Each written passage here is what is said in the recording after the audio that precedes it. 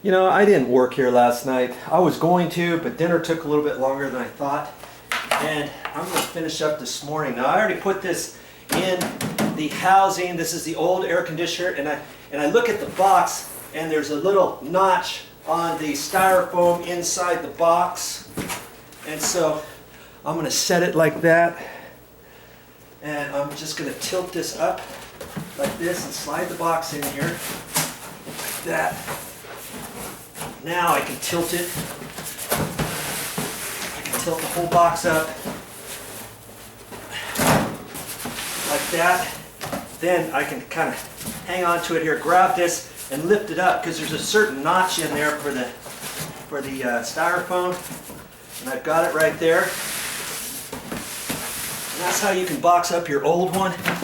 Here's this that I didn't need. You put that in there. There's that other piece that I didn't need. I could put that in there. However, okay, then I can put this back on there if I want. It goes the other way. Look at that. And the old cover I can put in there.